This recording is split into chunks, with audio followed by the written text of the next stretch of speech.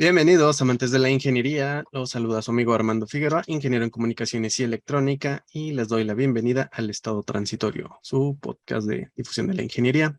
Y bueno, en esta ocasión tenemos con nosotros al doctor Leobardo Hernández, quien fue pues mi profesor dentro de la especialidad de electrónica en octavo semestre, en electrónica de potencia, para ser precisos. Y bueno, vamos aquí a platicar y pues esperemos que sea una plática bastante enriquecedora. ¿Qué tal, doctor? ¿Cómo se encuentra?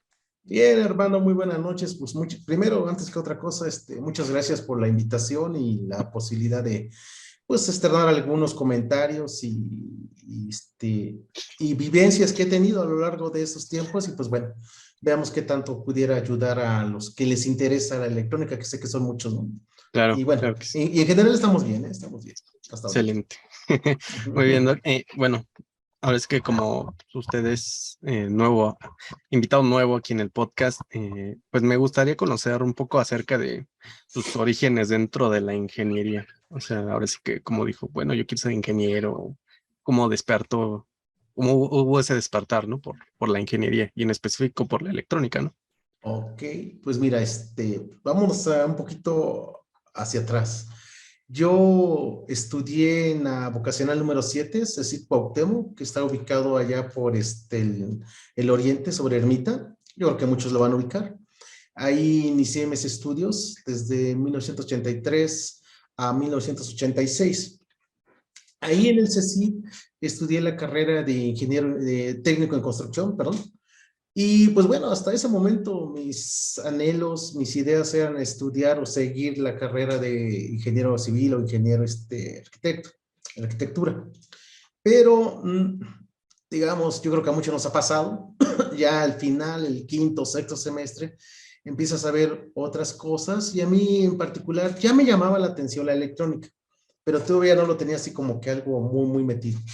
Y entonces ya por el sexto semestre, cuando ya estamos en los últimos evaluaciones, estamos visualizando hacia qué carrera seguirnos, me empieza a interesar la electrónica y me dio recuerdo, porque estamos hablando ya de muchos años atrás, me dio recuerdo que por ahí algunos compañeros que tenían un poquito más o más, eran más inquietos que uno, ellos empezaron a hablar de la ICIME, ¿sí? Y hablaban de la escuela, de la carrera de Ingeniería en Comunicaciones y Electrónica.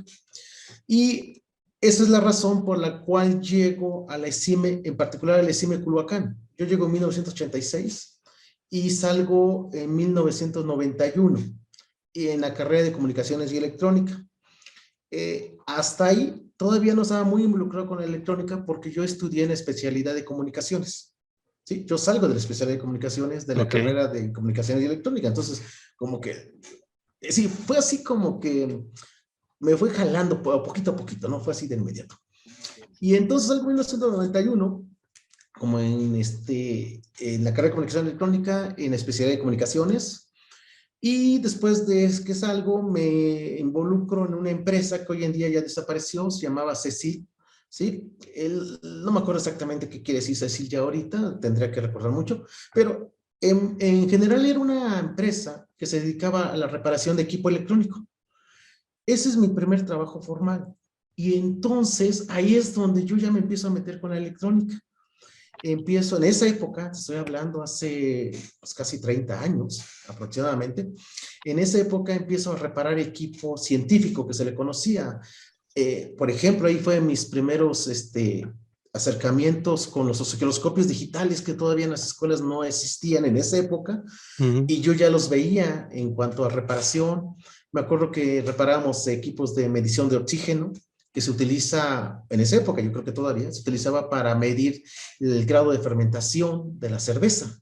Sí, y bueno, es muy interesante, esa parte sí me acuerdo, pero no quiero ahondar mucho en eso, ¿no? Medíamos, reparábamos equipos de pHímetros, sí, el medidor de pH, bueno, diversidad de equipos. Y ahí es donde me empiezo a involucrar y déjame decirlo así, porque esta palabra la he usado mucho y a lo mejor no sé si contigo te tocó. Les he dicho que yo me enamoré de la electrónica. Sí, yo me apasioné de la electrónica. Termino ahí, hice un año trabajando ahí en la empresa SSI y después de eso me incorporo por azares del destino y por mi asesor de esa época de tesis, el ingeniero Luis Germán Arrizcorrieta, que él daba clases en la Academia de Control. Obviamente el ingeniero ya no está en el CIME Culhuacán, ¿sí? Y por, digamos, guía de él, me involucro a dar clases en AICIME Culhuacán en el año 1992. Me acuerdo muy bien la fecha, el 1 de marzo.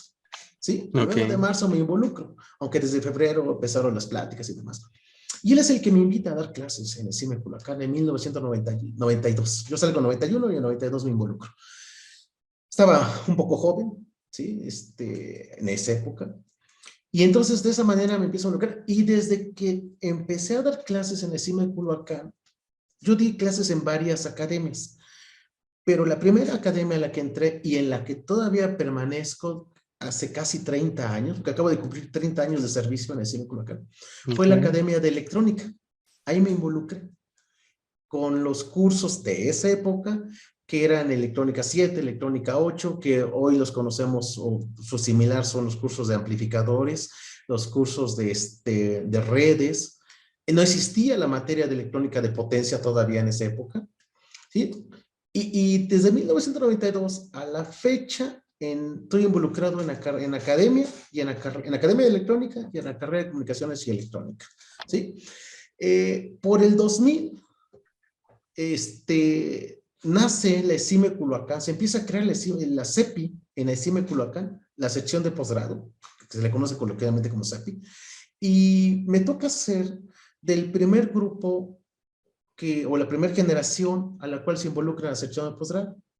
Y por azares del destino también me toca ser el primer graduado de la sección de posgrado. Yo con Ok. mucho orgullo les digo que mi acta tiene el folio 001, ¿sí? Soy el primer graduado de la sección de estudio de posgrado.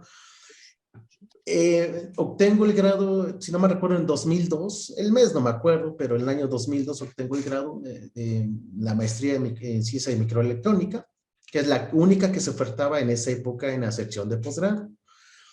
Y después, así dando saltos rápidos, por el 2005, tomo un respiro de dar clases, porque nunca dejé de dar clase hasta esa época, y me voy a estudiar el doctorado.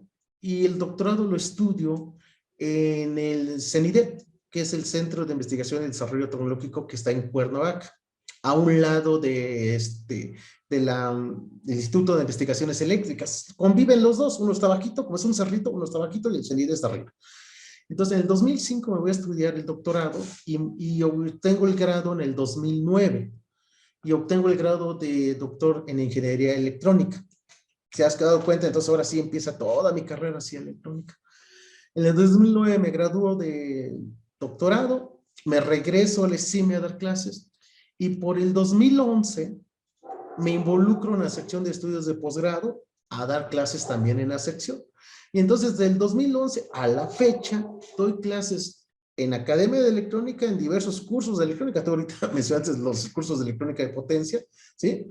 Déjame decir también que ahí junto con otros profesores, porque no fui el único, por otros profesores, son los que gestionamos e hicimos toda la labor académica y gestión administrativa para que se pudieran dar los cursos de electrónica de potencia que en esa época se veían muy ambiciosos, no sabíamos cómo los íbamos a dar. Estos cursos se generaron antes de que yo obtuviera el doctorado, ¿sí? Mucho antes, yo ya traía esa cosquillita. Una de las motivaciones por la cual me fui a estudiar el doctor en ingeniería electrónica fue precisamente eso, para poder especializarme entre los cursos de potencia 1 y potencia 2 que hoy tenemos en ICE. Y te digo, 2011 hacia acá, entonces estoy involucrado en la sección de estudios de posgrado, doy clases en comunicaciones y electrónica y actualmente, desde hace 4 años, si no me recuerdo, soy el coordinador de la maestría en microelectrónica. ¿Sí? Entonces, digamos, ese es así un breve esbozo, rápido, breve esbozo de lo que he hecho en el cine. Ok, perfecto, Doc. Y bueno, está bastante interesante y ahondando en algunos puntos específicos, pues me interesaría saber cómo, cuál fue esa experiencia, cómo era la vida académica, ¿no? Ahora sí que en sus tiempos de estudiante ahí en CIME Culhuacán y a lo mejor qué contraste podría haber, ¿no? Con la actualidad. Ok, mira, es una pregunta muy interesante, Armando. La verdad es que me la han hecho mis estudiantes y me resisto a contestar, pero en esta ocasión no me voy a resistir a contestar, en serio. Vas a entender después por qué, ya Ok, que he contestado. Vamos por partes. Primero, ¿cómo fue mi vivencia? ¿Cómo sentí? ¿Cómo eran los estudios cuando yo estudié?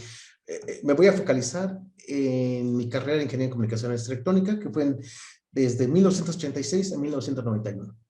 Eh, Primera, a mí me tocó, junto con todos mis compañeros, sí, sí, porque fuimos una generación amplia, nos tocó una gran virtud de esos profesores que tuvimos. Muchos de ellos todavía eran militares, ¿sí? Cosa que ok, hoy en día ya se perdió. Si tú lees un poquito la historia de la ESIME, no Culhuacán, sino la ESIME en su conjunto, te vas a encontrar que muchos profesores de las escuelas militares venían a dar clases con nosotros, o nos daban clases a nosotros más bien. Entonces, a mí me tocó todavía ese pequeño, déjame decirlo, hilito último de esa generación de profesores. Por lo tanto, eran profesores, no quiero decir duros, eran estrictos, profesores muy estrictos. Tampoco se trataba de que llegaban y nos parábamos, nos saludábamos, no llegábamos a eso, pero eran profesores muy estrictos, no bromeaban con nosotros, llegaban a dar sus clases, ponían unos exámenes que en serio te voy a platicar una anécdota que tuve por ahí y te vas a reír al final, muy estrictos. Entonces, en esa época, si uno quería realmente aprobar el curso y terminar tu carrera, uno tenía que dedicarse más del 100% al estudio de las materias, en serio. Nos la vivíamos más del turno. Yo estuve desde el primero hasta el octavo semestre, estuve en el turno matutino. El noveno semestre lo estudié en el turno vespertino por razones de que o tenía necesidad de entrar a trabajar ya. Pero del primero al octavo fue el matutino y normalmente yo me salía de la escuela entre 4 y 5 de la tarde y llegaba a la escuela a las 7 de la mañana a tomar clases, obviamente un poquito antes, ¿no? Entonces, era muy estricto la situación. Había de todo. Había profesores un poquito que se pasaba de lo estricto y había profesores que eran estrictos pero amables con nosotros y nos apoyaban. Yo tengo muchas vivencias de muy buenos profesores, ya muchos ya no están, pero por ejemplo me viene a la mente rapidísimo, los que escuchen este podcast aquí de mi amigo Armando, y si estudiaron en la CIMA de Culhuacán en esa época, les vaya a sonar el nombre de Luisillo, del área de matemáticas, el maestro Lauro, que para mí es uno de los mejores maestros que ha pasado por la CIMA de Culhuacán. Él daba la clase de electromagnetismo y la verdad es que fue de los pocos profesores que creo que pancé con él, sí, me parece que pancé, pero la verdad es que me gustó muchísimo su clase. Yo nada más he visto en mi vida dos profesores, él es uno de ellos, yo otro lo tuve en el posgrado, dos profesores que llegaban con una bolsita con gises de esa época, los gises, no los plumogises de hoy, los gisecitos, su borrador y era todo. Y sí. nos desarrollaba todo en el pizarro, pero de una forma impresionante. Si tú no te ponías a estudiar, no le entendías. Y bueno, entonces, ese es el cuanto al resumen de cómo era la vivencia en esa época que yo estudié. Yo lo resumiría bastante estricto. No había tantos ETS, era un solo ETS y se acabó. Ok, No había que el segunda vuelta, que el especial, no. Un ETS reglamentado y era todo, no había más. Si no pasabas el curso, te ponías a estudiar como loco para el ETS, pero en serio, te ponías a estudiar fuerte, y si no pasabas el ETS, y dependía cuántas materias hubieras reprobado de acuerdo al reglamento, pues quedabas fuera o te cursabas el siguiente semestre, pero venías arrastrando. ¿Sí? Entonces, no había recursamientos, que hubo una época en el CIME que sí las hubo, ahorita creo que todavía ya se quitó tengo entendido que ya no existe esa parte de recursamientos. Y bueno, entonces terminando esa parte, es un resumen rápido de cómo fue mi vivencia. Y te voy a decir, te decía hace rato que te iba a platicar algo muy chistoso que pasó. Chistoso, no sé cómo lo es. Me acuerdo que tuvimos un sí. profesor de teoría de circuitos. Nuevamente, para los que estudiaban en esa época, en esa época existía un libro que era famosísimo. Había pocos libros de teoría de circuitos. Y había un libro que era el del doctor Bustamante. Era el libro de cabecera de los profesores de teoría de circuitos. El libro de Bustamante traía ejercicios muy complejos, demasiados complejos. Bueno, Llega este profesor de teoría de circuitos, costeño él, no me acuerdo bien su nombre, si me llega el nombre lo digo, y nos pone a hacer un ejercicio, dice, vamos a hacer un ejercicio en la clase. Me acuerdo muy bien de esto, la clase antes eran de 2 horas, entonces empezamos la clase con él a las 11 de la mañana y terminaba a la 1 de la tarde, 2 horas. Entonces comenzamos a hacer el ejercicio y nos lo dejó, bueno, ahí está, lo puso en el pizarrón, así como ahorita se ve el pizarrón blanco, y me lo puso, a ver, vengas a hacerlo. Sin malas palabras, ¿eh? No creas que existían las malas palabras. Era muy estricto el asunto, pero yo difícilmente escuché a un profesor en esa época que dijera una mala palabra. ¿Eh? Y eso lo tengo muy grabado en mi mente, para mi forma de ser, cómo me comporto hacia mis estudiantes. Y entonces, después de 15, 20 minutos, pues nadie, no avanzábamos porque estaba hiper complicado. Tenía un problema de teoría de circuitos con acoplamientos de, no me acuerdo si eran 2 o 3 inductancias, capacitancias, fuentes de corriente y fuentes de voltaje controladas, todo un rollo. Después de 15, 20 minutos, se molesta. Dice, ¿cómo es posible que nadie pueda resolverlo? Yo se los voy a resolver. Y empieza a resolverlo. Y entonces empieza a desarrollar. A las 2 de la tarde, los pocos que nos quedamos a ver el resultado, terminó. Ya cuando termina, para eso déjame decirte que a ti tocó, si no me recuerdo, tocó todavía los salones grandes que teníamos antes. Antes de la reconstrucción. Bueno, eran salones enormes. Y no sé si tocó ver que muchos salones tenían 2 pizarrones, uno en cada pared. Pues muy bien. Los 2 pizarrones llenos, totales. Okay. Ya que terminas, me acuerdo que se para, se queda viendo al frente a la solución y se empieza a reír. Y pues nosotros, la verdad, impresionados, ¿no? ¡Wow! Y eso nos pidió hacer. Y dice lo siguiente. Ahí es donde te digo que te vas a reír. Se empieza a reír, se queda viendo al frente la solución y se empieza a reír. Y nosotros, pues extrañados, ¿no? Y no decíamos nada. Se voltea y dice, híjoles, creo que ahora sí me mandé. Porque para esa época acababan de pasar los ETs. Dice, puse 3 de estos. Entonces, cuando dices, no, pues nosotros luego pensamos, pues nadie pasa. Sí, está imposible. Estaban imposibles. Ese era el nivel de ejercicio que nos dejaban. Y así eran los ejercicios que aplicaban en el TC. Ahora, siguiendo la segunda parte de tu pregunta, ¿cómo lo contrasto? Bueno, creo que así lo entendí. ¿Cómo lo contrasto con lo que tenemos hoy en día? Yo te dije hace rato que muchas veces intento no contestar esa pregunta, pero lo voy a hacer para tu podcast. Yo siento que se ha bajado la disciplina académica de manera muy drástica. Sí, se ha malentendido, mi forma de pensar, se ha malentendido el que antes se exigía demasiado. Yo voy a exigir menos con el ánimo de no estresar a los estudiantes. Yo creo que estamos en un error. Yo siempre lo he dicho, y vuelvo a insistir, a lo mejor me lo has escuchado alguna vez cuando fuiste estudiante, yo siempre he dicho que no hay estudiante lento, por no decir de otra palabra. Para mí todos los estudiantes son inteligentes. Todos para mí. Y siempre se los digo, aquí no hay estudiante lento, todos son inteligentes. ¿Cuál es la diferencia? La diferencia es aquellos estudiantes que se esfuerzan, independientemente si su profesor les está dando o no información. Y aquellos estudiantes que entran en una zona de confort, pues el profesor no exige, pues ¿para qué me exijo yo mismo? Yo así lo resumo hoy en día. Se ha perdido ese rigor académico en general y creo que no nos está llevando a buen puerto ese camino. Seguimos teniendo estudiantes fabulosos, estudiantes excelentes que hacen posgrados o no necesariamente posgrados, se van a la industria y tienen muy buenos resultados. ¿Sí? Y tenemos ejemplos en la vida diaria, pero yo creo que se ha perdido esa mística que se tenía en el instituto de que al estudiante politécnico era un estudiante que lo que tú le ponías lo resolvía. Ese es mi punto de vista ahí. Sé que eso puede generar controversias, totalmente, sí lo sé, pero en serio, Armando, te lo digo no al aire, te lo digo con 30 años de experiencia por mis manos han pasado, así te lo digo, más de 30 generaciones y he visto contrastes ya hoy en día. Ese sería, Armando. Claro. Ok. Sí, yo creo que sería un muy buen punto a analizar, ¿no?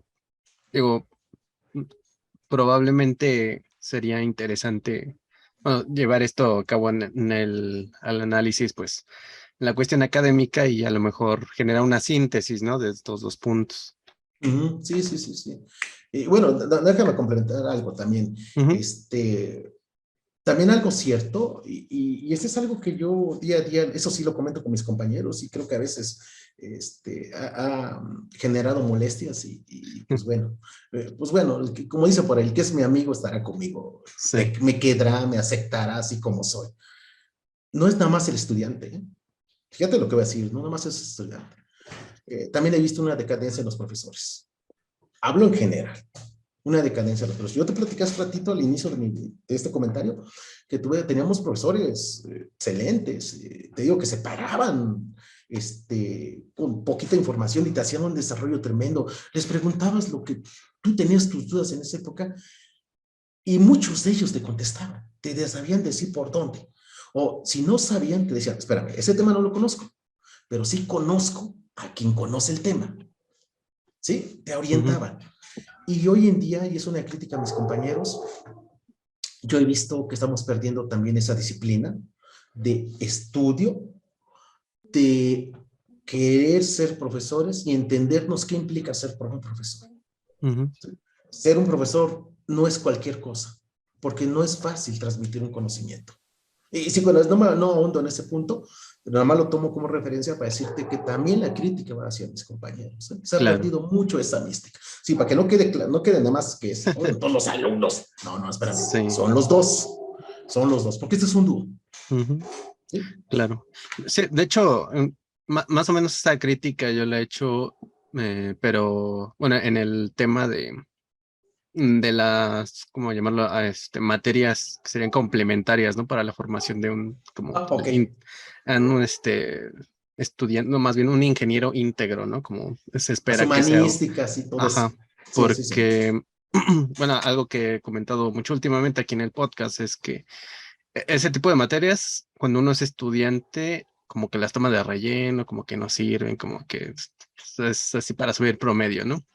Y lo triste es que también los profesores pues hacen la segunda, ¿no? O sea, al final pues, el estudiante no le interesa y el profesor como que también toma esa actitud apática Claro. y se vuelve ahí un círculo vicioso en el que cuando el egresado pues, ya se enfrenta al ámbito laboral o a otro tipo de ambientes, ¿no? Que no tienen que ver necesariamente con la ingeniería, pues se topa con pared, ¿no? Porque no desarrolló las habilidades blandas que se esperaría a través de esas materias, ¿no? Entonces, y bueno, creo que también, como usted menciona, también pasa con la parte de las áreas técnicas. De hecho, eh, bueno, hace tiempo, el año pasado, sí, reflexionando un poco acerca de, pues como del nivel de uno como egresado y demás, mm, pensaba acerca de, por ejemplo, de los ingenieros mecánicos, ¿no? Comúnmente dentro de como del imaginario popular e incluso se ven series y cosas de estilo películas, el ingeniero mecánico se espera que sea así un ingeniero que le sepa de todo, ¿no? Y que sea así súper pro en los temas, ¿no?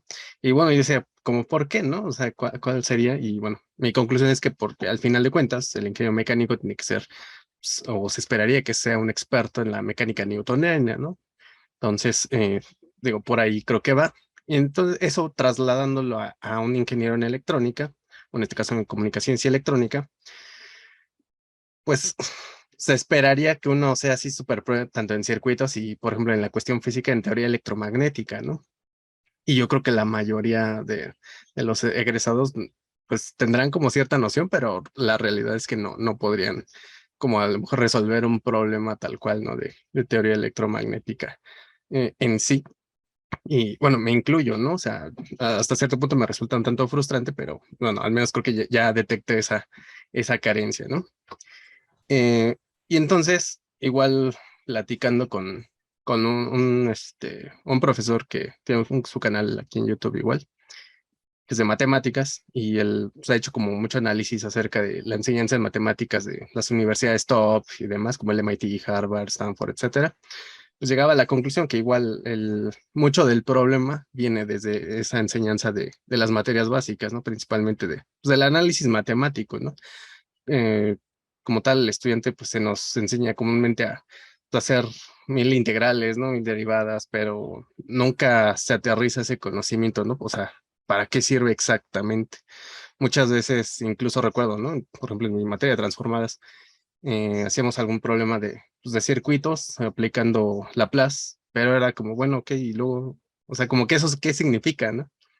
Entonces, ese tipo de carencias dentro del conocimiento se va arrastrando a través de los semestres y pues uno llega, por ejemplo, a la especialidad a electrónica y potencia y empieza a topar con pared, ¿no? Porque hay cosas que en teoría uno ya debería de saber, pero como que pues, ahí empieza a cojear y demás, ¿no? Ese es como el comentario y bueno, me gustaría saber como su opinión acerca de cómo ve a los egresados, ¿no? O sea, si coinciden en este sentido en que tienen como esas carencias de conocimiento o cuál sería su opinión respecto a esto. Fíjate que aquí es muy diverso, ¿eh? Muy diversa el tipo de egresados que tenemos. Y te lo digo nuevamente con tantos años de experiencia. Yo he visto egresados Ujú. que, te voy a dar así rapidísimo.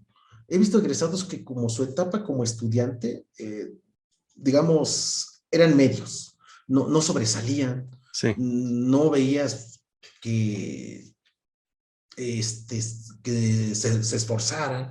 Y si a mí me preguntabas en ese momento, oye, ¿y este egresado crees que vaya a tener buen éxito en la industria? Pues por el desempeño que lleva, yo diría que no. Pero no sé qué sucede. Ahí sí no lo entiendo todavía. Pero ese tipo, muchos de esos egresados que, déjame decirlo así, van en la media, cuando llegan en la industria, dan el cambio. Es decir, algo sucede dentro de su manera de pensar que se dan cuenta que necesita estudiar, ya no todo el proceso de la escuela, porque eso es un instante, un periodo, lo tomaste, es que bueno, no lo tomaste, no lo aprovechaste, ya no se puede. Pero sí empiezan a aprovechar y a estudiar herramientas que ellos saben que son necesarias para su desarrollo profesional. Por ejemplo, un segundo idioma, el inglés. ¿Sí? Que en la escuela cuando les decía, ponte a estudiar en inglés, ahí está el CELEX, mira, tú como estudiante tienes descuento, no te va a salir caro esto, aquello. No, lo que tú quieras. Y ya que salen, se dan cuenta que el inglés es una llave importantísima, Ujú. independientemente el sentimiento que tengamos hacia lo gringo, como coloquialmente se dice, el inglés es una herramienta valiosísima hoy en día. Te ayuda en tu ámbito profesional. Entonces, sí he encontrado egresados que, sorpresa, ¿eh? Se ponen a estudiar, a lo mejor no eran muy buenos o no querían esforzarse en lenguajes de programación. Hoy en día el lenguaje de programación es importantísimo. ¿Sí? Es una de las áreas de más amplia oportunidad que hay hoy en día. Tú sabes un lenguaje de programación de alto nivel, de los que me quieras ahorita nombrar, y tienes asegurado un lugar en la industria. ¿Sí? Diseño de, diseño de circuitos. Igual, a lo mejor no te gustaba armar circuitos en tu época de estudiante, ¿no? Pero algo sucede, cambian, se dan cuenta y empiezan a motivarse para estudiar y aprender cómo diseñar circuitos. Entonces, por eso te decía al inicio de esta pregunta, yo lo veo muy diverso. Sí veo ese tipo de estudiantes que eran, lo digo así en buen sentido, un término medio, si no destacaban. Ujú. Llega la oportunidad de un área laboral y cambia bastante, bastante. Y tenemos otra parte, estudiantes muy dedicados académicamente, pero cuando les toca dedicarse o enfrentarse al ámbito industrial, laboral, este, y lo que digo es cierto, ¿eh? Algo les pasa que no se sienten capaces de demostrar lo que ya habían realizado en su ámbito académico y proyectarlo a la industria. No digo que no encuentren trabajo, sí, sí encuentran trabajo. Sí, sí están encontrando trabajo. La carrera de comunicación electrónica todavía es noble, hay muchas oportunidades porque tiene muchas afinidades a muchas áreas de la industria, pero no dan el salto que uno esperaría.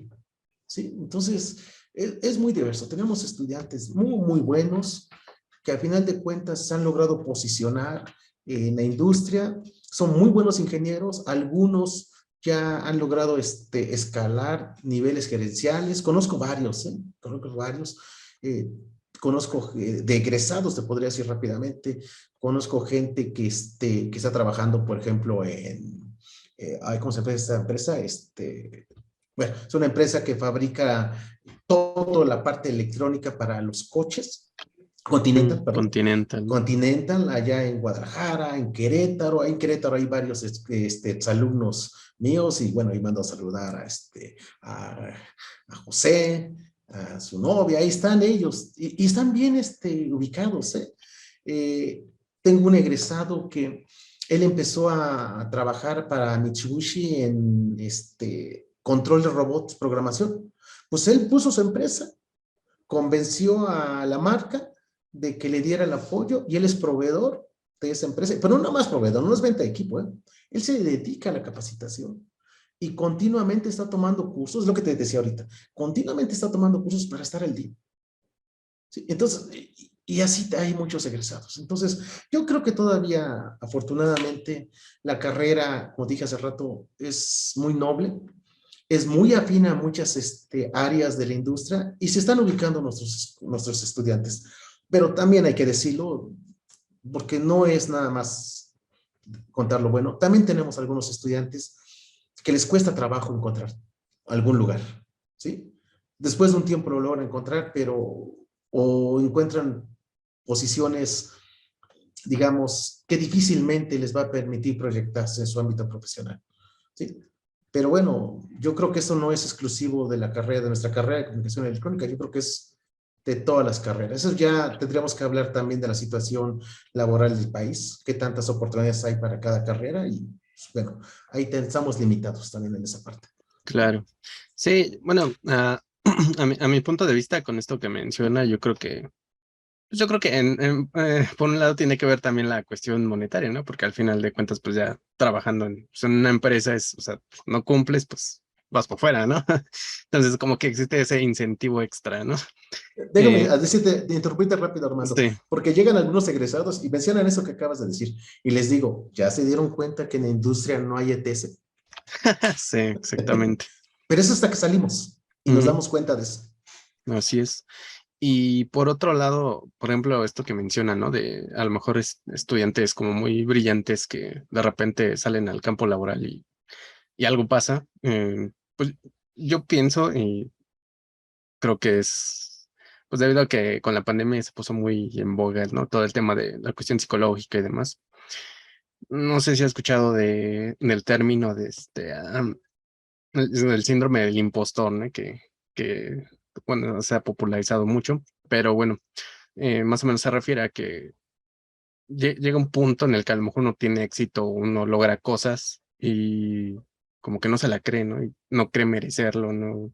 Entonces uno mismo pues se menosprecia, ¿no? En ese sentido. Entonces yo creo que muchas veces con estudiantes, digamos, de un perfil alto dentro de las clases podría suceder ese tipo de situaciones, ¿no?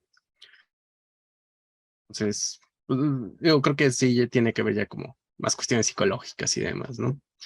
Pero, ok, Doc, bueno, digamos ya termino un poquito con esta situación, ¿no? En el que le mencionaba cuestiones psicológicas. Me interesa, o bueno, más bien me da curiosidad, ¿no? Saber el por qué ahora sí que en su momento como estudiante decidió irse por la especialidad de comunicaciones, ¿no? Digo, en la actualidad lo entiendo un poco más, ¿no? Cuando eligen comunicaciones, porque pues hasta son los grupos, bueno, se hacen más grupos, ¿no? De comunicaciones, y pues es que es como que donde hay mayor oferta laboral, ¿no? Ya sea pues, que en Huawei, Telmex, en Telcel, etcétera, ¿no? Pero en ese tiempo tengo entendido que incluso vio un poquito más en electrónica, ¿no? Pero ¿cuál fue su caso? ¿Cuál fue su motivación?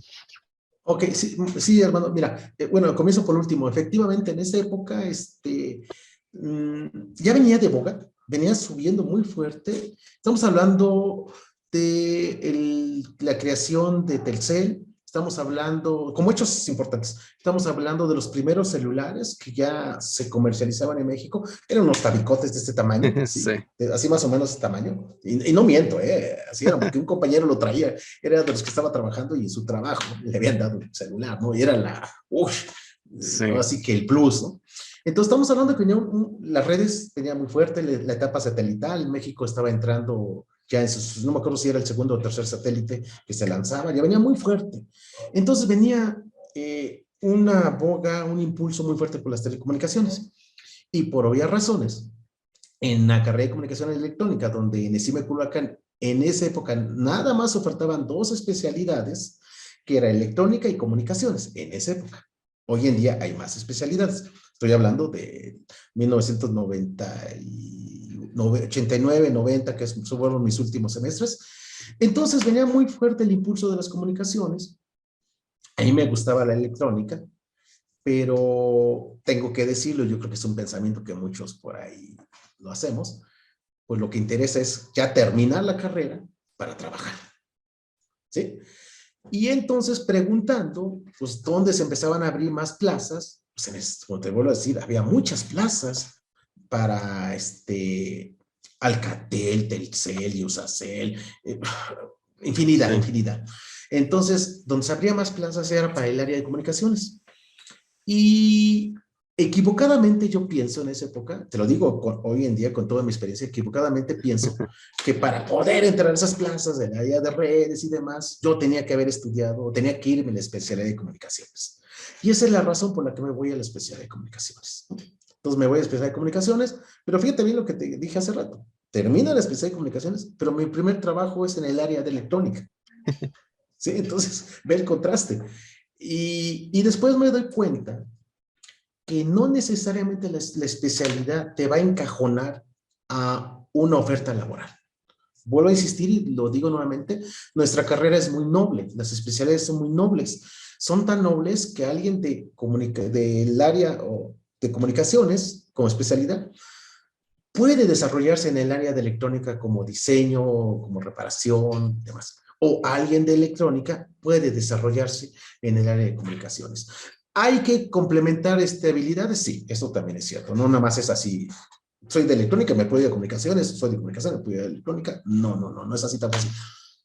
Pero las materias que se dan son tan amplias que permiten eso y simplemente se complementan con algunos cursos de especialidad ya en el área laboral.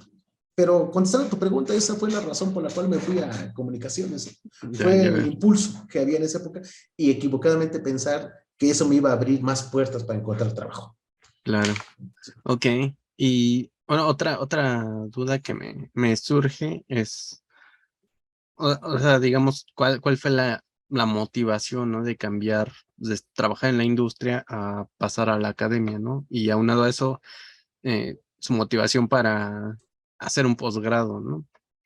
Lo pregunto porque, mm, por un lado, en la actualidad, sería casi impensable que alguien que está en la industria se regrese a la academia, ¿no? Como que muchos, o la mayoría son de, no, pues ya me voy, por ejemplo, a la investigación, ¿no? O a la academia, o me voy a la industria y pues ya nunca más vuelvo, ¿no?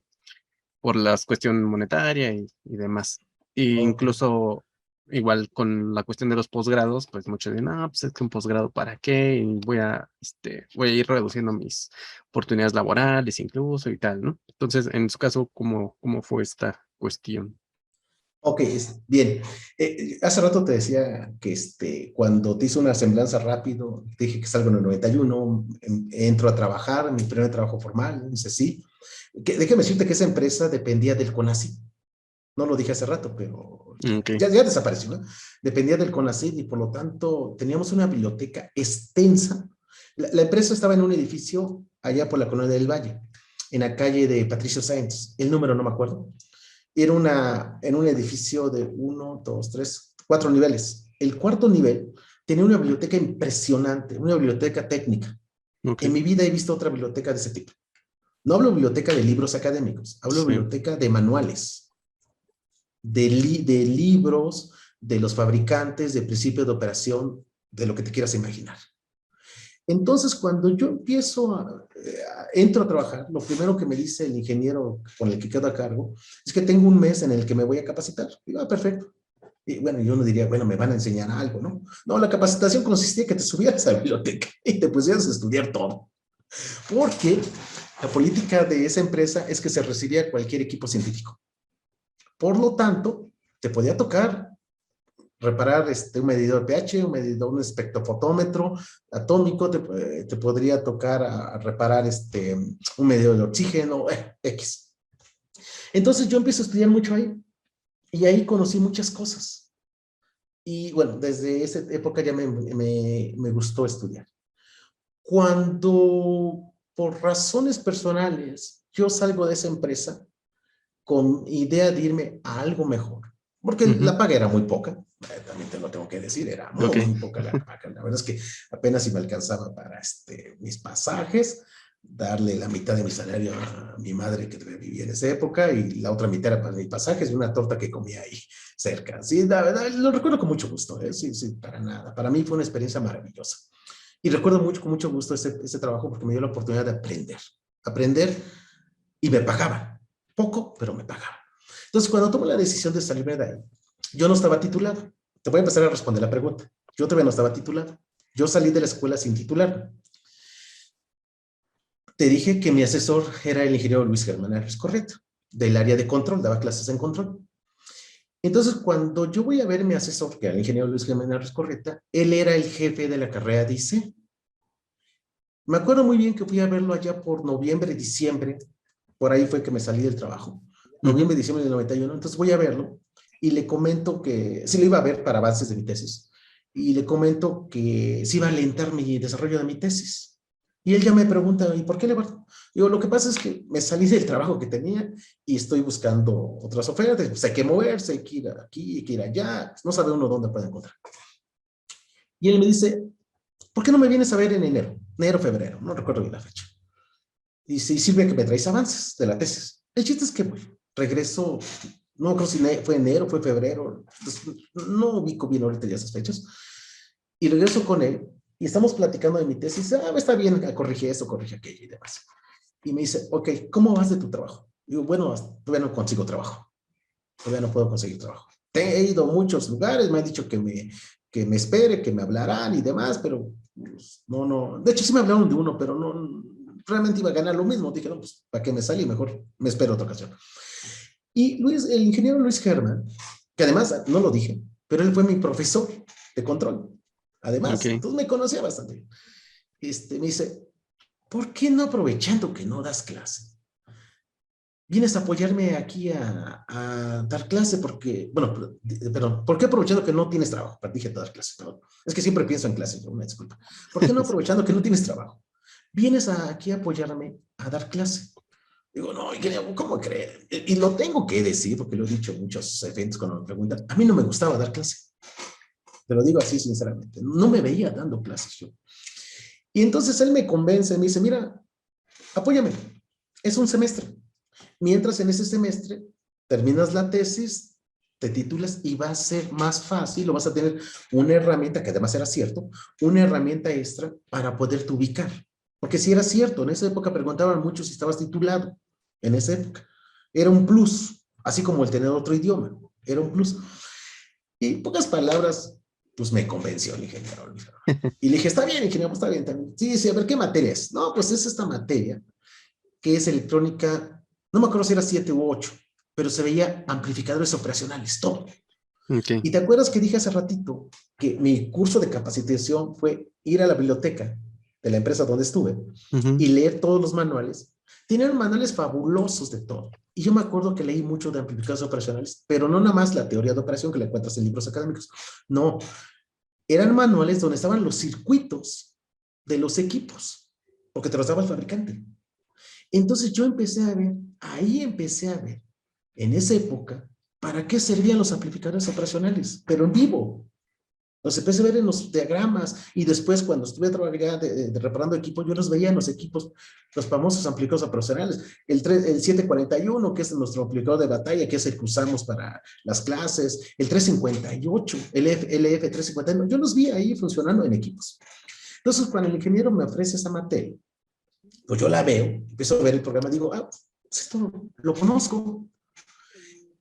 Y entonces empiezo a dar clases, un grupo, me acuerdo que entré con un grupo, y entré yo con mi idea aquí en mi cabecita que decía, este semestre nada más cumplo el compromiso con mi jefe, mi asesor, me gradúo, me titulo más bien, y me voy a buscar rumbos otra vez a la industria. 30 años después, sigo en el cine Curuacán. ¿Cómo ves? Ok, sí. Ahora es que las vueltas que da la vida, ¿no?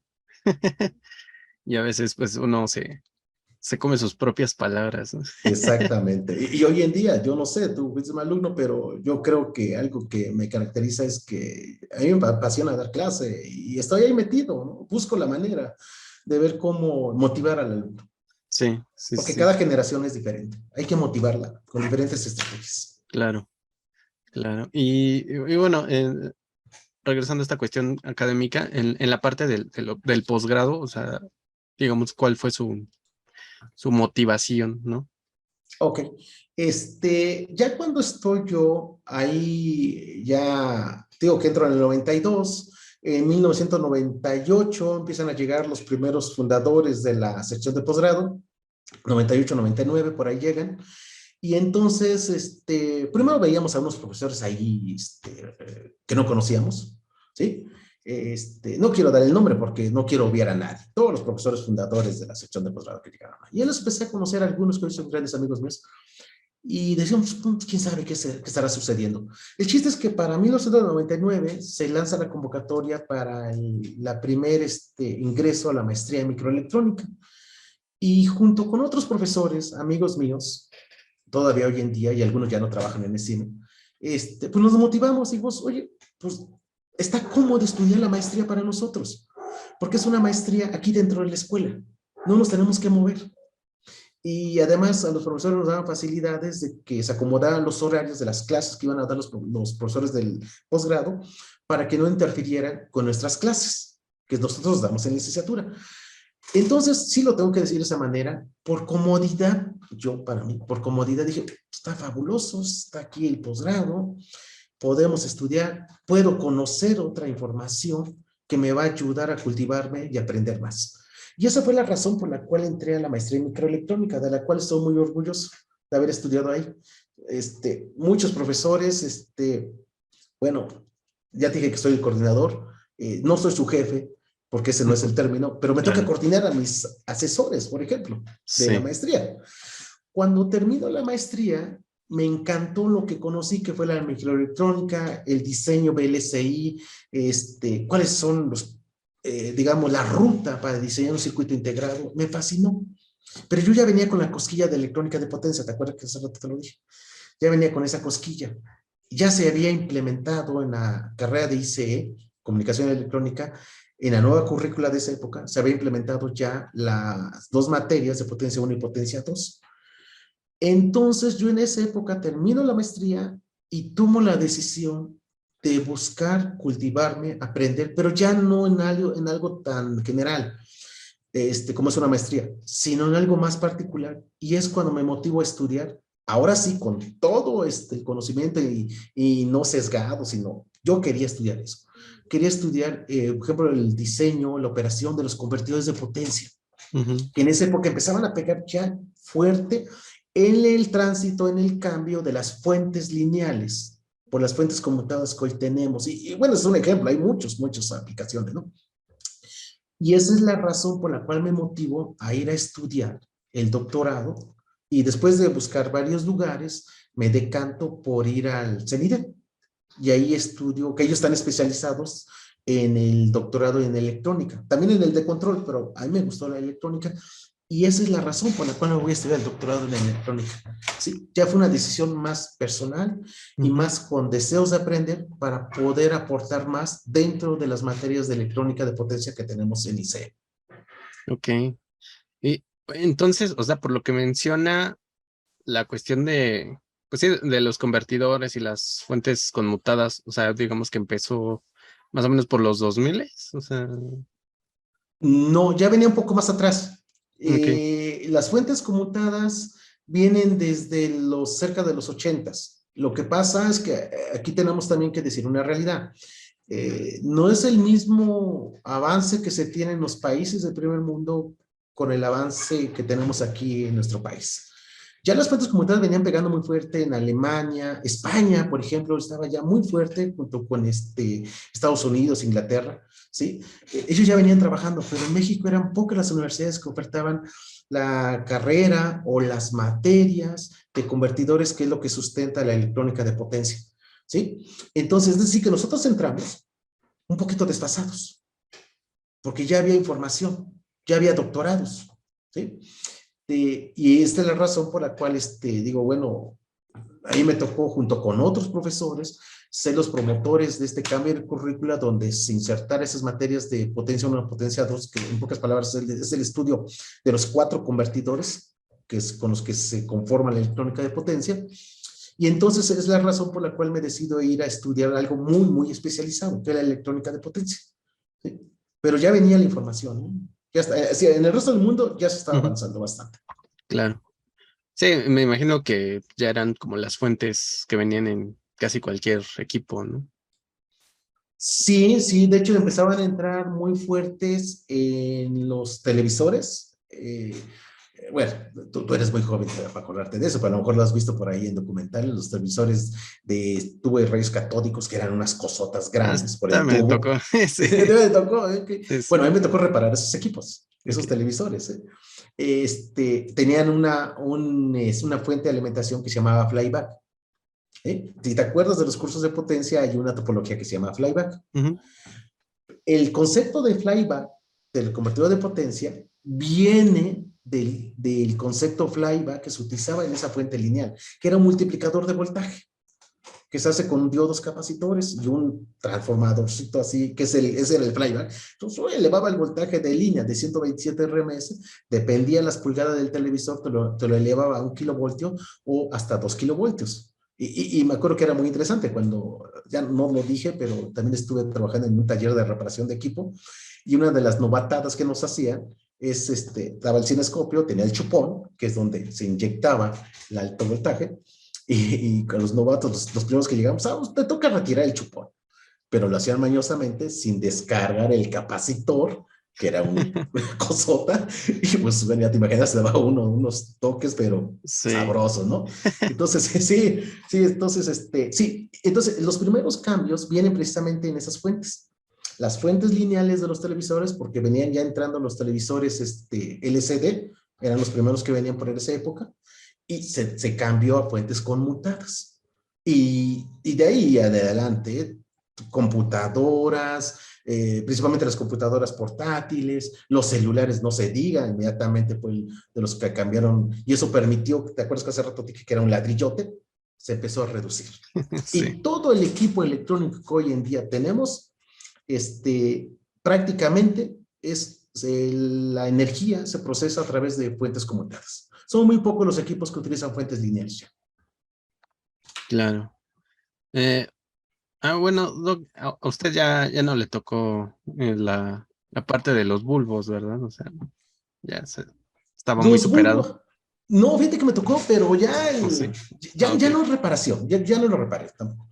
Pero sí me tocó, fíjate, te voy a contar algo ahí, ahorita que acabas de decir los bulbos. Porque no he contado por qué me gustó la electrónica. ¿Te acuerdas que te dije que en la vocacional me gustaba la electrónica, pero estudié la carrera de construcción? Bueno, Ujú. la carrera técnica.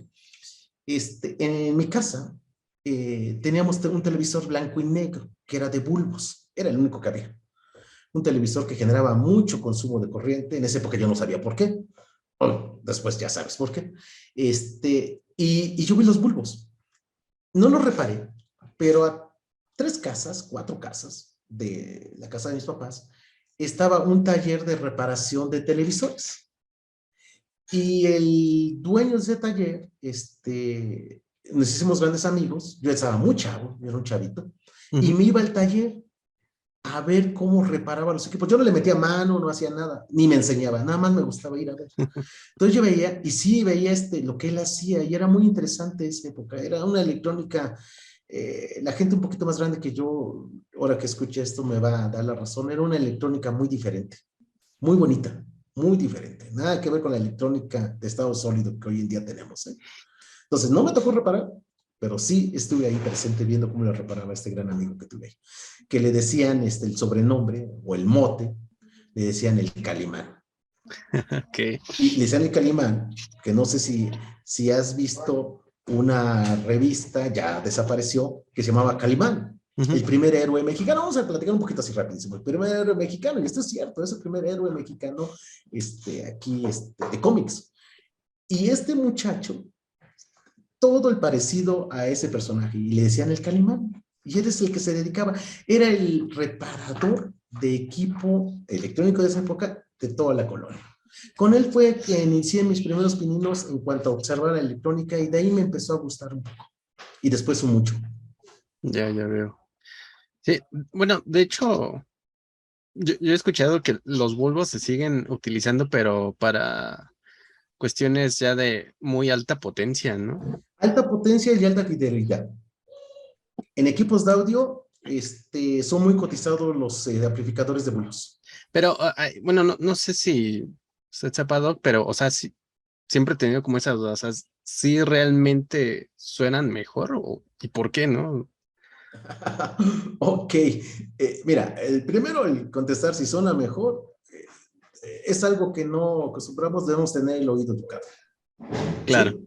Ese es bueno. Si tú no tienes el oído educado, entonces, ¿cómo decirlo? Te ponen un equipo de última generación con un equipo de esa época, así, para mí suena igual, ¿no? Digo, también, o sea, a lo mejor no se podría comprobar por oído, pero sí a través de la señal, ¿no? Sí, claro, la distorsión. Ujú, Sí, lo que se hace esa es la parte ya ahora más técnica, ¿no? ujú. Sí tiene más fidelidad, sí, su distorsión armónica es mejor, es mucho menor que los equipos actuales, aunque se ha tenido grandes avances con las nuevas topologías de amplificadores y clases de amplificadores que tenemos hoy en día. En los nuevos transistores de bajo ruido, es decir, se ha ido complementando, pero los bulbos nacieron bien para dos grandes aplicaciones, que es alta fidelidad y para potencia. Los transmisores de AM, FM, ya muchos están cambiando a fuentes de estado sólido, pero todavía muchos siguen trabajando con bulbos y operan una potencia tremenda. ¿Eh? Si lo que acabas de decir hace un momento es cierto.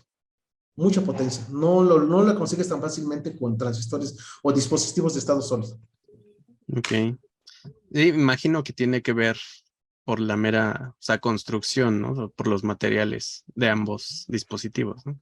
Mira, ahí no quisiera mentirte, te digo que a mí ya me tocó la última parte, pero si no me recuerdo es el concepto de la rejilla de control que se tenía, la ubicación del punto de control, que nosotros conocemos el punto Q, pero por ahí viene el punto, pero ahí sí no quiero meterme en algo que yo desconozco y que gente de Ok. esa época me va a destrozar, ¿no? Sí. No, sé que son excelentes y sí, insisto, si tú te metes al internet y buscas la cotización de un amplificador de bulbos, son cotizadísimos. Ujú. Para la gente que le encanta y que quiere escuchar buena calidad de sonido. Sí, sí, ¿Sí? sí. Sí, Y en para los transmisores músicos, de ¿no? AM, FM se siguen usando los bulbos, aunque ya están cambiando a dispositivos de estado sólido. ¿No? Ok. Sí, es un tema bastante interesante, digo. Yo siempre he tenido esa como duda, ¿no? O había tenido esa duda de si era cierto y también el por qué, ¿no? Aunque nunca como tal me he metido a investigar, pero creo que es un buen tema para pues, ahí indagar, ¿no? Saciar la curiosidad. Sí, es un buen tema, ¿eh? Y Doc, digamos ya en cuestión como de la electrónica de potencia, ¿cómo, cómo ha cambiado de esos años, digamos, ahora sí que de hace que 20 años a la actualidad, pues, digamos, la enseñanza, la evolución, cómo ha sido? Ok, pero en particular de la electrónica de potencia. Sí, sí, sí. Ok, bueno, mira, yo te dije hace rato que nosotros como país entramos desfasados a la electrónica de potencia porque ya se estaba estudiando, ya se estaba enseñando en otros lugares, en otros países. En Ujú. el país había pocos lugares donde se enseñara electrónica de potencia y a la fecha todavía siguen siendo pocos. Se ha crecido bastante, pero siguen siendo pocos. Ahora, te voy a platicar mi vivencia en el CIME Culhuacán. Las primeras clases de electrónica de potencia que ahí me tocó dar fueron clases más teóricas. No construíamos prototipos y no construíamos prototipos por dos razones. Primera, por la falta de elementos especiales. Hay un elemento muy especial que se necesita para la electrónica de potencia. Y segundo, por todavía la madurez en cuanto a conocimiento que necesitábamos los profesores. Ujú. O por lo menos yo hablo de mi persona para no incomodar a mis compañeros que iniciaron en esa época, ¿no? Sí, mejor. Claro. De mi parte, todavía falta una falta de madurez en cuanto al conocimiento. Ujú. ¿Qué se enseña hoy en día o qué enseño hoy en día? Bueno, hoy en día tenemos una apertura tremenda de mercados. Es muy fácil conseguir, ya no tan caro, elementos primordiales para los convertidores, que debes de recordarlo, que son las ferritas. Ujú. Las ferritas en esa época no se conseguían. No, incluso ahora sí que en mi época, hace que fueron 10 años más o menos, tampoco Ujú. era tan sencillo. Y No por era ejemplo, tan ahora sencillo. en AliExpress, pues ahí las venden, ¿no? AliExpress, Mercado Libre, y le pones, bueno, no vamos a hacer publicidad, ¿no? Pero ese tipo de plataforma le pones y te llega. Y no Sí. son tan caras. Déjame decirte cómo hacíamos, yo me acuerdo cómo hicimos, creo que fue en el segundo curso, tercer curso de cuando empecé a dar electrónica potencia, cómo hacíamos los inductores, o la fabricación del inductor. Como no se conseguía tan fácil la ferrita, entonces lo que hacíamos era conseguir este metal, varilla. En serio, la varilla, la recortábamos, por ahí pedía que buscaran pedazos de varilla, y sobre la varilla, ya en un tramo, empezamos a devanar el inductor, y con eso logramos subir la inductancia. ¿Sí? Si tú cambias el dieléctrico del inductor, aumentas la inductancia. Entonces, cambiamos el dieléctrico y subíamos la inductancia. Claro, eran inductancias ya del orden de microhercios, no te alcanzaban para hacer muchas cosas en cuanto a convertidores y demás, pero eran los primeros pininos. Hoy en día, ¿qué hacemos? Hoy en día, mis estudiantes hacen dos cosas hablando del inductor. Uno, fabrican su inductor, sí, calculan y fabrican su inductor con las ferritas que se consiguen fácilmente, ya sean las de toroide o las ETD, que son las más de fácil acceso para todos los estudiantes, no son tan caras, son caras, pero no son tan caras. Entonces, calculan, las fabrican, o si queremos ya un diseño ya más estético, compramos el inductor con algún fabricante, que hay muchos fabricantes, ¿no? Y eso es lo que se hace hoy en día. ¿Sí? Y de esa manera me concentro más en explicar el principio de operación del convertidor y cómo modificarlo para sacarle más potencia, sacarle más estabilidad, sacarle más corriente, sacarle plus. O algo que es muy importante, cómo diseñar el lazo de control para cerrar el convertidor y que sea más estable a cambios de voltaje de entrada o a cambios de corriente en la carga. ¿Sí? Ese es el gran cambio que hoy tenemos. De hace 20 años que empezó la electrónica potencia en la cima de Culhuacán, más o menos, a la fecha. ¿Sí? Entonces es un cambio drástico, tremendo. Ujú. Sí, digo, no sé si se sigan haciendo esas prácticas, digo, por lo que menciona al menos la del inductor, sí, pero también recuerdo, por ejemplo, la del transformador, ¿no? De alta frecuencia, y al menos esas dos prácticas me gustaron mucho, ¿no? No sé, eran como muy pues, didácticas, ¿no? Y saber porque la diferencia de tamaño del transformador y cómo se construye y todo eso, no sé, para mí fueron muy divertidas, ¿no? No, de hecho, hablé del inductor, pero lo mismo que hablé del inductor, también el transformador. Les enseño cómo calcularlo, cómo realizarlo, y de hecho es una práctica que se hace.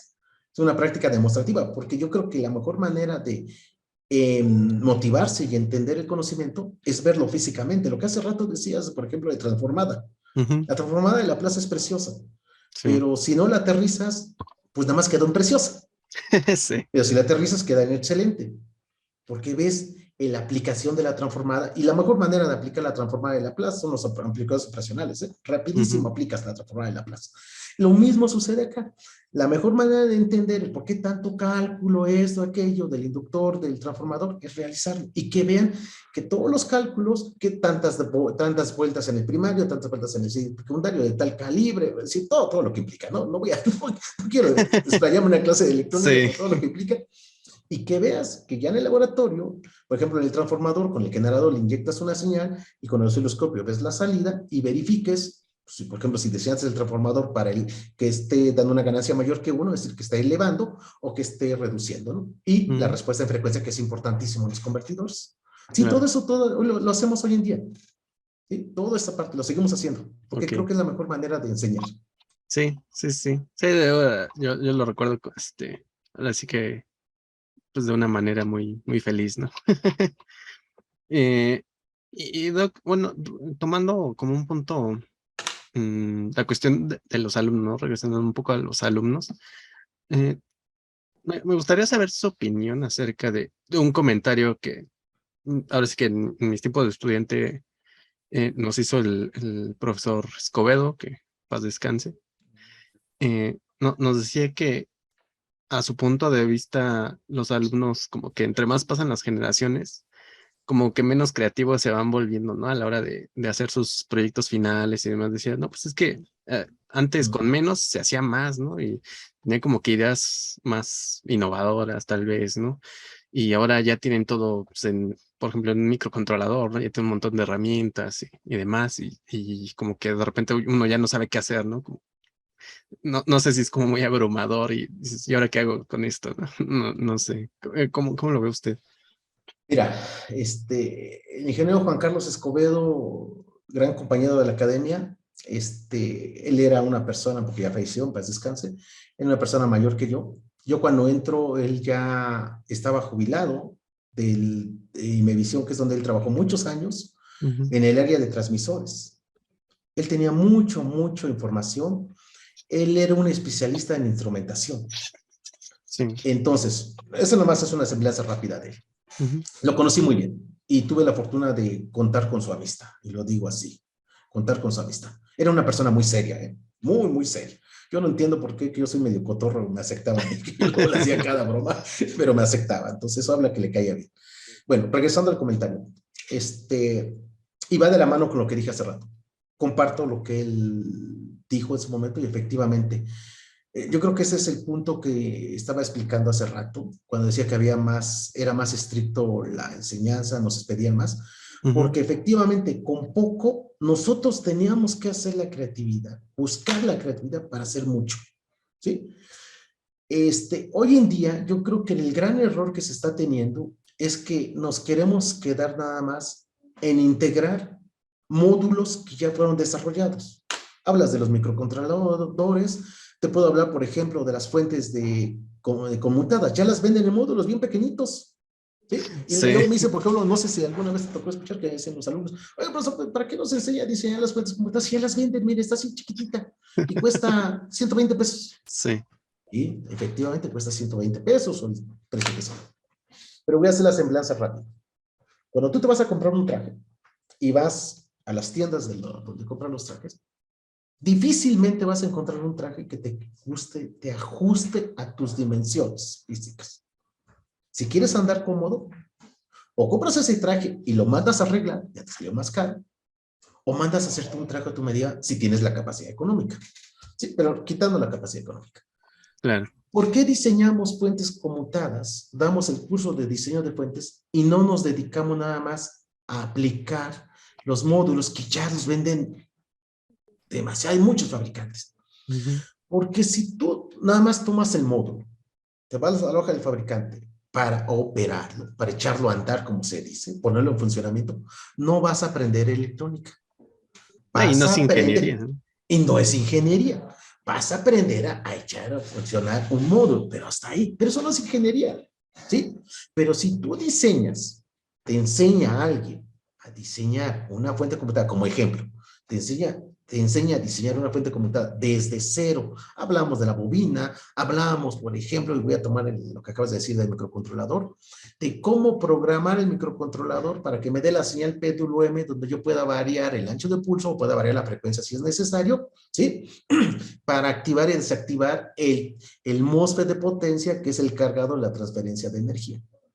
Porque se oye fácil echar a andar a conmutar el MOSFET de potencia, pero hay un problemita cuando el MOSFET, el concepto lo vas a recordar, cuando el MOSFET está flotado hay un problema Sí. para mandar a conmutar el MOSFET. Bueno, si nosotros enseñamos a hacer eso, entonces el estudiante aprende desde cero, de tal forma que es muy fácil, fíjate bien lo que voy a decir, es muy fácil, o va a ser más fácil, que cuando tenga que utilizar en su trabajo, porque puede venir la contra que diga, oiga, sí, pero en el trabajo no me van a pedir que diseñe el convertidor. Tienes razón, en el Sí. trabajo no, pero en el trabajo te van a decir tu jefe o quien te toque, necesito que eches a andar este módulo de potencia.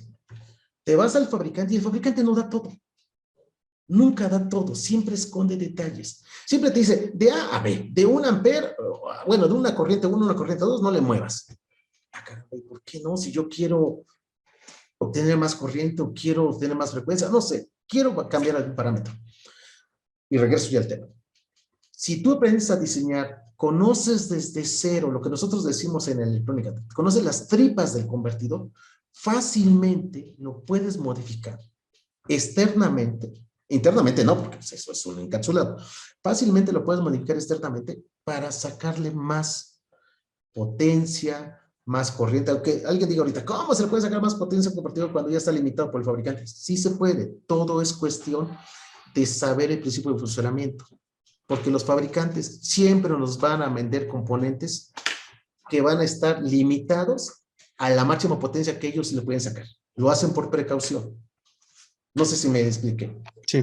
Si es un módulo que, por ejemplo, el fabricante lo diseñó para que trabaje a 100 watts, no te lo va a dejar que trabajes a 100 watts. Porque para que trabajes a su máximo, que es 100 watts, tienes que tener bien controladas las variables. Y eso solamente lo vas a saber si aprendiste a diseñar. Claro. Y como el fabricante no tiene la bolita de cristal que diga, al que me va a comprar este módulo, sí aprendió a diseñar, entonces, ¿sabes qué? No lo trabajes a 100 watts, 70 watts. Y ahí no pasa nada. Sí. Eso es lo que me estoy explicando como ejemplo, ¿eh? Pero pueden ser muchas cosas. Y entonces, regresando al punto, yo creo que se está perdiendo creatividad.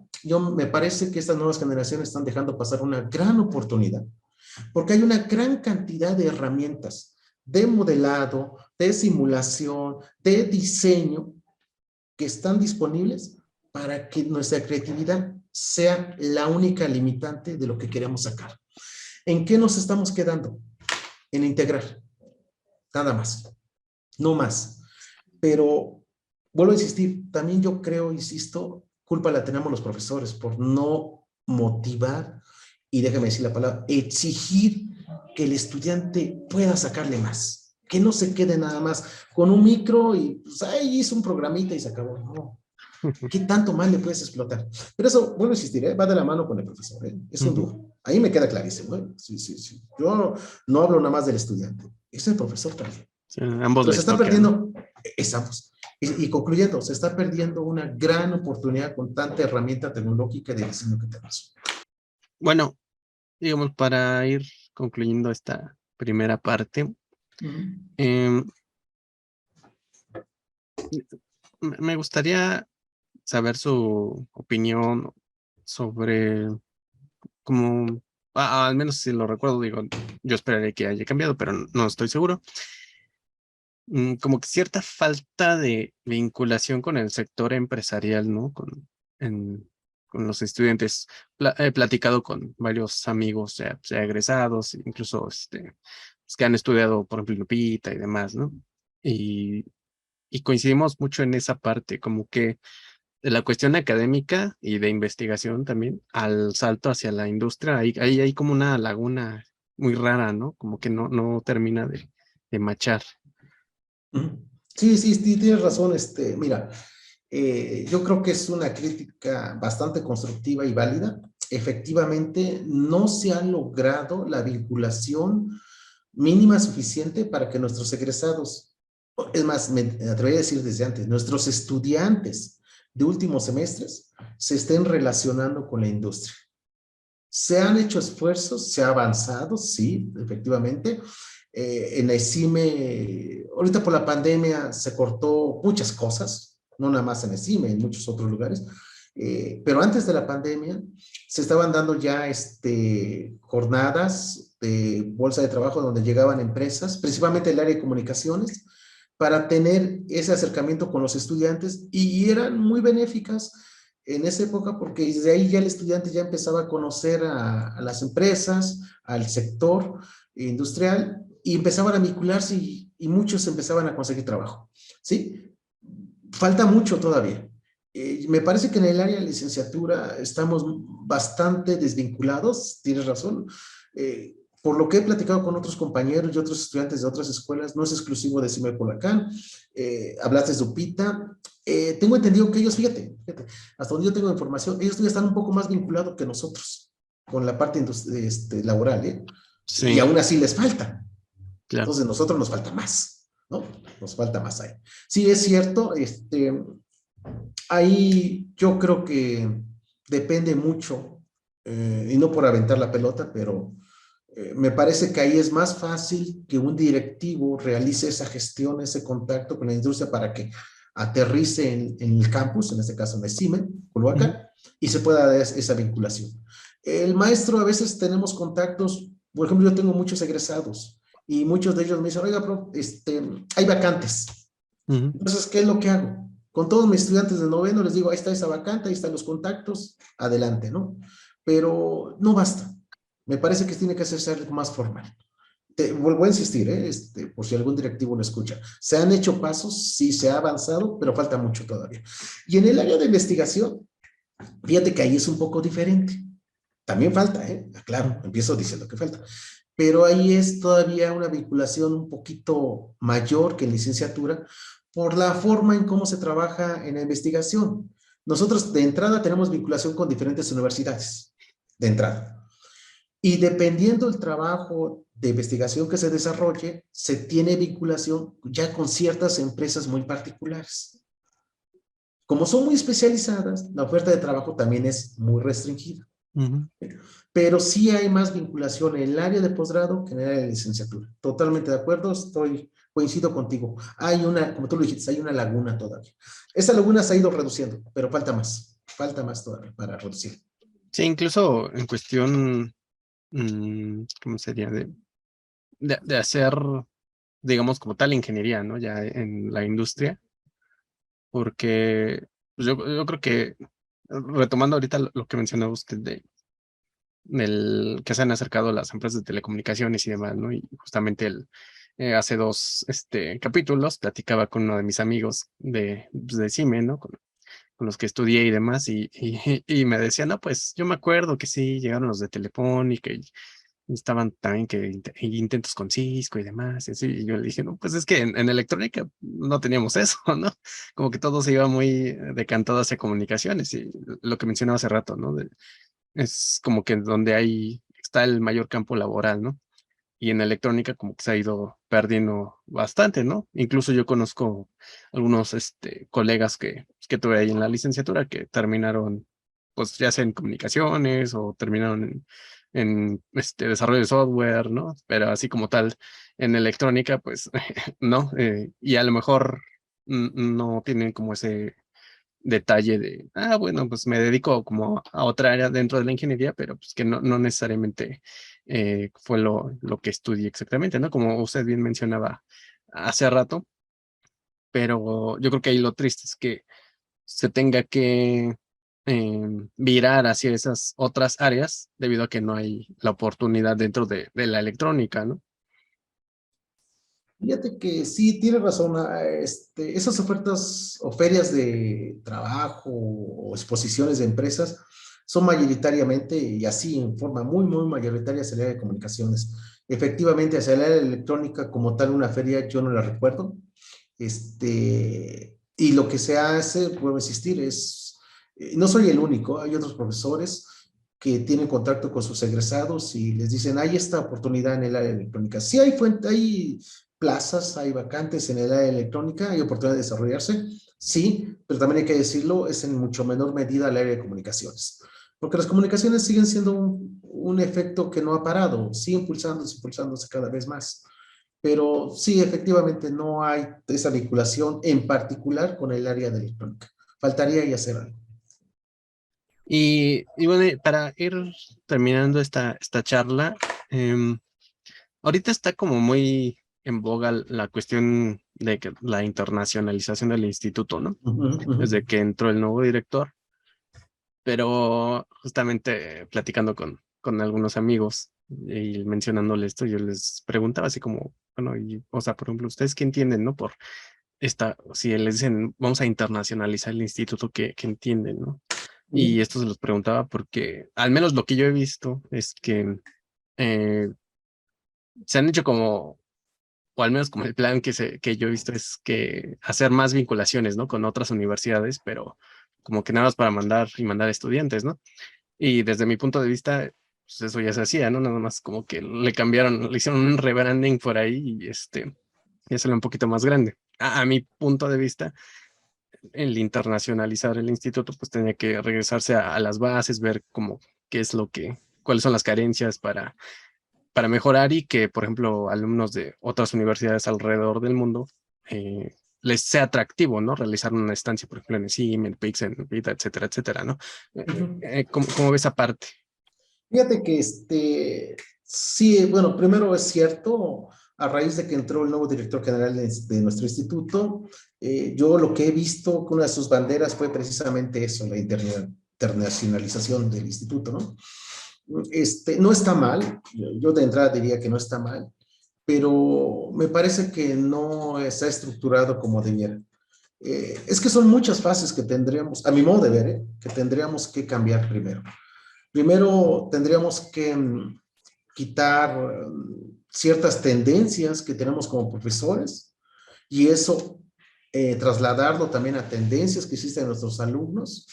Eh, tendríamos que fortalecer fuertemente el estudio de un segundo idioma, particular en inglés, que es el idioma internacional, no por otra cosa, pero puede ser alemán, puede ser francés también, ¿sí? Y yo creo que si esos dos pasos los damos, ya va a ser más sencillo que, por ejemplo, no nada más que nuestros estudiantes, como dijiste, si tienes mucha razón, los estudiantes ya se van a otras universidades de habla hispana o habla inglesa o por ejemplo, en Alemania hay algunos estudiantes. Eso ya se daba, pero mientras siga siendo hilitos muy particulares, yo opino que no se está cumpliendo con el objetivo de internacionalizar a carta cabal al instituto.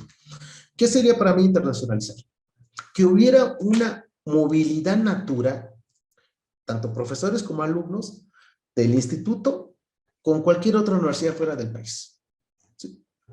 La que tú quieras nombrarme. Eso debería ser natural. Por ejemplo, que un estudiante de quinto, sexto semestre, ya existe un programa donde él interesa estudiar algo muy particular en una universidad alemana. Y ya se tiene el programa para que él simplemente aplica, demuestra que tiene las actitudes, principalmente el idioma alemán, para que se pueda desarrollar bien. Estoy tomando como ejemplo a Alemania, ¿no? Y entonces que se vaya a estudiar allá esos cursos y que regrese a terminar aquí su carrera, ¿sí? Si no necesariamente a esperar a que sea egresado o a esperar que esté en una sección de posgrado. Igual el maestro, el profesor. Que el maestro quiere especializarse en algún tema, que exista el mecanismo para que en un semestre, un año, se vaya a cierta universidad, tome el curso allá. Eso implica, pues me vas a entender cuando te dije, quitar tendencias. Si yo, maestro de 30 años, me voy a poner como ejemplo, tengo 30 años, ¿cómo alguien me va a enseñar a mí? Ya estoy mal, ya estoy mal. Tenemos que quitarnos esas telarañas, esas tendencias. Tengo que aceptar que hay información que yo no conozco y que alguien la tiene. Y no el hecho que la tenga que decir que es mejor que yo, no, simplemente él la tiene. Y es bueno ir con él y aprender. Entonces, eso para mí sería la internacionalización, esa movilidad natural. Pero para llegar a eso, son muchos pasos. Yo nomás te mencioné dos y no menciono más, nada más para no entrar en un debate ahorita. Pero yo diría, quitar tendencias de profesores para que se quiten tendencias de los alumnos y en forma masiva tener el dominio de un segundo idioma, para que Claro. sea natural.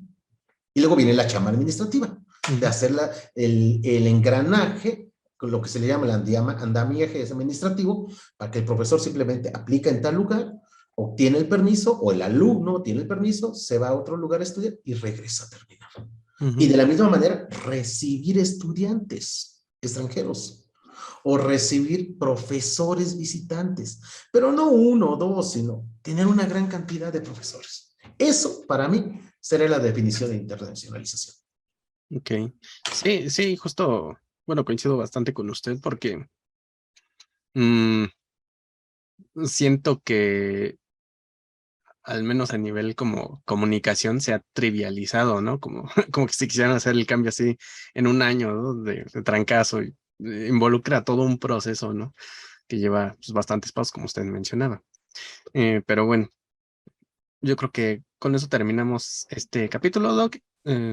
Antes de irnos, no sé si gusta dar como algún adelanto, ¿no? De que podemos esperar en la siguiente parte.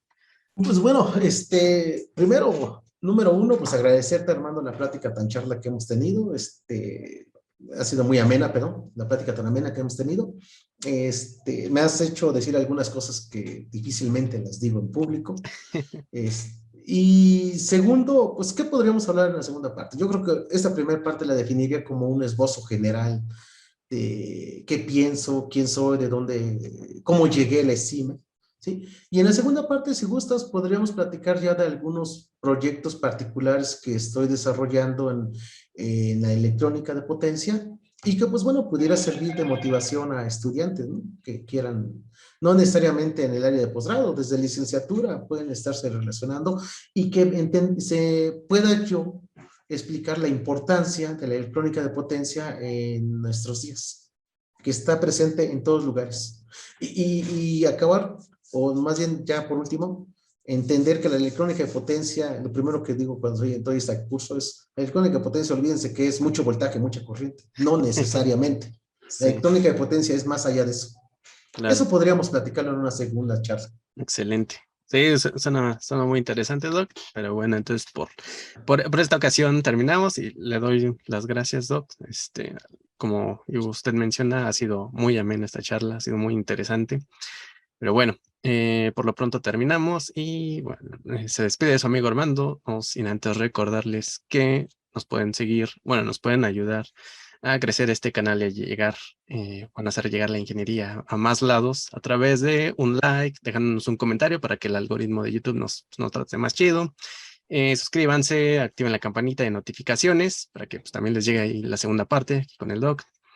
También en Facebook nos encuentran como Estado Transitorio, nuestro Patreon, si desean donar desde $1, igual Estado Transitorio, todos lados nos encuentran como Estado Transitorio y eso sería todo. Hasta la próxima. Bye.